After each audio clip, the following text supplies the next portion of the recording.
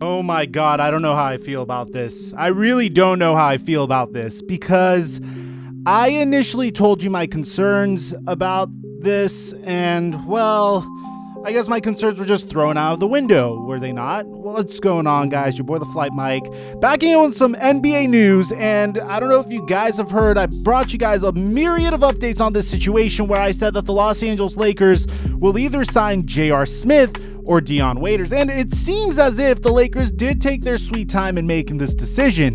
And well, ultimately, we got the news today that the Lakers have made their decision. And before we jump into this analysis, guys, we are 2,000 subscribers away from hitting 300,000 subscribers. So please make sure that you're subscribed if you watch a lot of my content and you are not subscribed. Furthermore, guys, when my personal Instagram page gets to 50,000 followers, I'm going to be giving away a pair of Air Jordan 1s Cactus Jack editions.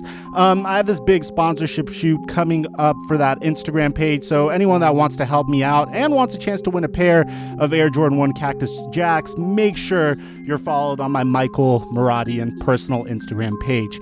Now, let's get to this analysis because according to Shams Charania, we got a nice little sham bomb here that the Los Angeles Lakers have decided to sign Dion Waiters for the remainder of the regular season.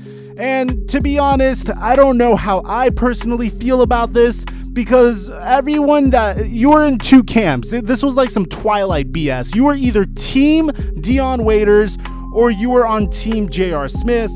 And well, each player is who they are. J.R. Smith is a player that succeeds at making the three ball, really succeeds when he's next to LeBron James, has played very well with LeBron James before, and ironically, he was acquired in a trade for Dion Waiters when LeBron James first arrived in Cleveland. Now, Dion Waiters, for the most part, has had a very up and down roller coaster ride of a NBA career. Ever since leaving Cleveland, he spent some time in OKC with the Thunder, more as a role player during Kevin Durant's final year there, and he was a part of a very good bench in my opinion. I felt like that bench that year was really good and could have went all the way.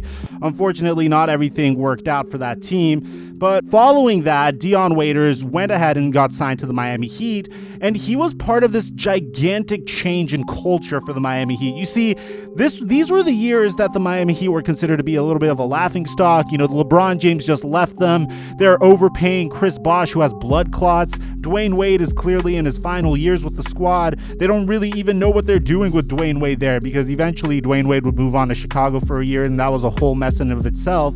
But Dion Waiters would go in and he would get in phenomenal shape. And he was actually considered to be a face of the Miami Heat for the year that he was there. And he would do incredible things like that great buzzer beater against the Golden State Warriors to win against the Golden State Warriors that ended up having the greatest record in NBA history. Dion Waiters hit a game-winning shot against them. He gave them one of their 9 losses. And he was starting to trend upward. He was beginning to live up to the billing of a number 4 overall pick.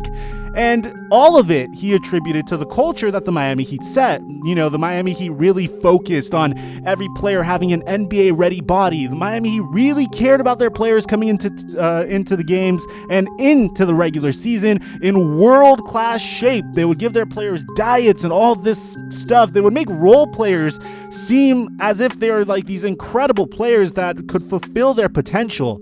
They're still doing it today, by the way. You don't get players like Duncan Robinson performing the way they do without that kind of culture in place. But unfortunately, Dion Waiters eventually would betray the culture that set him up for success. As we all know what would happen this past year, with the first incident being the more notorious incident being the one where he took THC gummies on an airplane, which, by the way, I told you guys this before, if you don't typically ingest THC, never take it on an airplane. Never. Everybody tells me that it's been like a horrific experience for them. Everyone told me that they thought they were going to die. Don't do it, okay? Unless if you're experienced, don't do it. And furthermore, don't do drugs at all if you can. But on top of that, Dion Waiters would go on and not only do that one incident, which kind of makes him look bad, which of course I know players like to partake in all sorts of stuff when they're off the court, and I don't think THC is really that bad for you if you're trying to recover from a tough game. I get it. It's better than painkillers. That's a whole discussion for another day.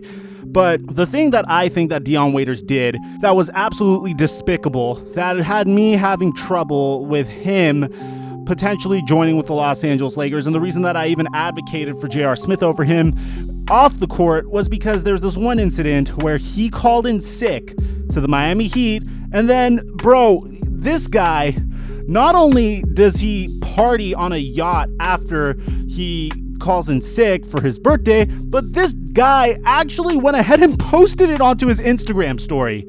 Like, I don't know what you're doing here, but that definitely was not a good look. Eventually, Dion Waiters will get cut by the Miami Heat in order to free up room for the Andre Iguodala trade, which I don't know. How's that trade going for them currently right now? I feel like Andre Iguodala is currently underperforming there as well, but now he's in the situation that he is in now. The Los Angeles Lakers decided to take their time because March 2nd was the cutoff date to sign NBA free agents. And that's when, well, not to sign NBA free agents, but when NBA free agents could be bought out. Now the rosters are set. Everybody that's on a roster is going to complete the year with their team. So Troy Daniels, no longer a Laker anymore. He got cut, but he signed with the Denver Nuggets. The Lakers opted to try out both Dion Waiters and J.R. Smith. Mo Harkless is staying with the New York Knicks, which is the guy that I wanted the Lakers to potentially sign if he hit the market. And the Lakers have decided to opt for Dion Waiters. Now, I'll tell you guys what Dion Waiters will bring to the Los Angeles Lakers, and this is going to be, hopefully this is what it is. It could be worse than this, it could be better than this. Dion Waiters has the ability to catch fire at any point. Dion Waiters could go off at any point, kind of similarly, in a similar way to J.R. Smith would go off for the Cavaliers. And I wouldn't really compare him to Lou Williams because Lou Williams is a little bit more consistent, but when he catches on fire, he could be like Lou Williams. Now, again, you need to understand, this is a guy that will make you want to bang your head against the wall from some of the stuff he does, or this is a guy that will make you want to kiss your TV from some of the things he pulls off. You don't know which Dion Waiters you're getting, but according to the Los Angeles Lakers, Dion Waiters, and I don't know how this is supposed to make us feel better about ourselves, apparently Dion Waiters expressed regret over his past actions.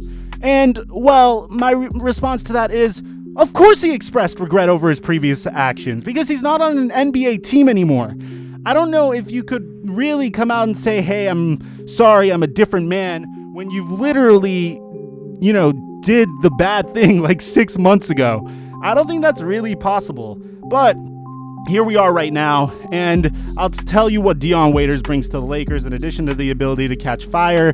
Hopefully, if he is able to really buy into the Lakers culture, which I feel like he will, because this is a little different. You don't have Jimmy Butler as the lone head honcho on the Miami Heat. You have both Anthony Davis, LeBron James, Rajon Rondo, Dwight Howard, who is really thirsty for a ring, Anthony Davis, who is extremely thirsty for a ring, Danny Green, who's a two-time NBA champion, and Frank Vogel, who's a defensive-minded coach. You have all those banners hanging up on you. I have a feeling, and maybe this is just the optimist in me because you guys all know that I'm a Laker fan, I have a feeling that the Lakers made the right decision here. Hopefully, Dion Waiters plays so well and performs so well that he is able to turn this into a more long-term contract because, again, I know I'm like notorious for saying this. This is like one of my favorite things to say. Every NBA player hits his prime at the age of 27. Well, in this case, Dion Waiters is 28. The Lakers need what he could bring. They need playmaking. They need a guy that can, he's not a playmaker, but they need a guy that could catch fire when LeBron James is resting. For those brief 2 to 3 minutes, when LeBron James and Anthony Davis decide to take a break and sit down and relax, especially in the midst of a playoff series, you need someone that you could count on to get you points. Dion Waiters, I can't believe I'm saying this, but Dion Waiters has shown multiple times that he is able to do that. Here's the thing, that's the main question surrounding Dion Waiters. Can he perform at that rate at the playoffs? Because in the 2015 to 2016 NBA season, when he was only 24 years old, he was averaging 12 points per game for the OKC Thunder. He wasn't the most efficient scorer. He had a PER of 9.4. That sunk all the way to an 8.3 when he was in the playoffs. and he averaged 8 points per game in the playoffs. But that might be all we need. That really might be all we need. It just matters how he gets them. It matters how he gets to his shots, and it matters how he's able to score. The biggest knock on him is he's a high volume, low efficiency scorer. But again, you're getting him for free. You're getting him on a veteran minimum contract. You're hoping that he could sometimes completely come out and dominate, but not to the point where he's shooting you out of games. So at the end of the day, the Los Angeles Lakers marginally get some scoring, marginally improve their team, although not by much. I still feel like this part of their team is incomplete. They still don't have a guy that is going to be able to come in and score for the Lakers when LeBron James and Anthony Davis are not on the floor. And that's the thing that could potentially cripple the Lakers in the NBA playoffs. Maybe I'm being too pessimistic. I would like to hear what you guys think. I would like to hear your takes. Aside from that, I'm your boy, Theflightmike, and I'll catch you guys in the next upload. If you're a football fan, there's a brand spanking new NFL upload on Microphone.